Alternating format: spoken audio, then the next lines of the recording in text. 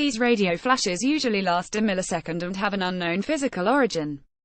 People love to believe that they're from an advanced extraterrestrial civilization, and this hypothesis hasn't been ruled out entirely by researchers at Breakthrough Listen, a scientific research program dedicated to finding evidence of intelligent life in the universe.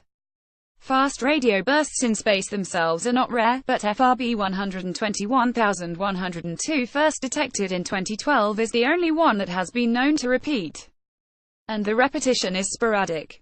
The radio burst itself releases a monstrous amount of energy in each millisecond, comparable to what our sun releases in an entire day, the researchers said. The newest detections allowed researchers to discover that the radio bursts themselves are polarized and coming from an environment that contains an incredibly strong magnetic field. They were also able to detect the radio bursts at a higher frequency than ever. When the radio waves pass through the magnetic field, they are twisted in a way known as Faraday rotation. The stronger the magnetic field, the greater the twist. The degree of twist for the latest detections of FRB is among the largest ever measured in a radio source.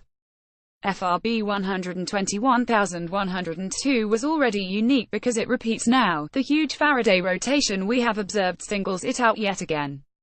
We're curious as to whether these two unique aspects are linked, said Danielle Micheli, a Ph.D. candidate at the University of Amsterdam and ASTRIN, the Netherlands Institute for Radio Astronomy.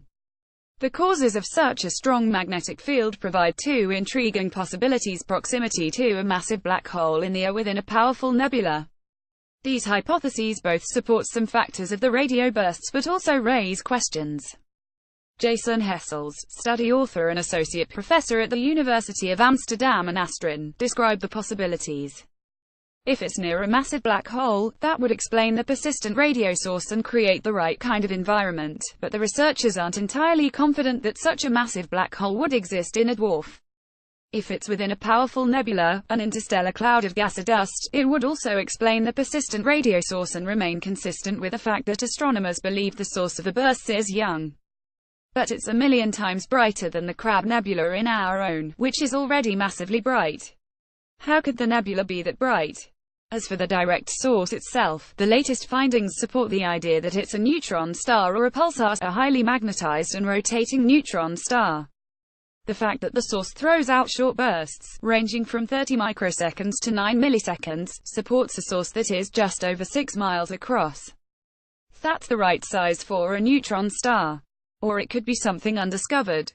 We cannot rule out completely the ET hypothesis for the FRBs in general, said University of California, Berkeley, postdoctoral fellow Vishal Gujjar of Breakthrough Listen and the Berkeley City Research Center. The researchers are eager to use a number of observatories with new radio telescopes coming to observe more fast radio bursts. They estimate that there are 10,000 fast radio bursts happening per day in each area of the sky that telescopes around the world are able to monitor. That's a radio flash every 10 seconds, and radio telescopes will be able to find them. They hope to learn whether the bursts have their own periodicity, or intervals at which they recur, as well as discovering the true nature of the persistent radio source.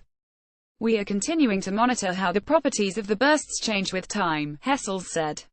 With these observations, we hope to distinguish between the two competing hypotheses of a neutron star either near a black hole or embedded in a powerful nebula.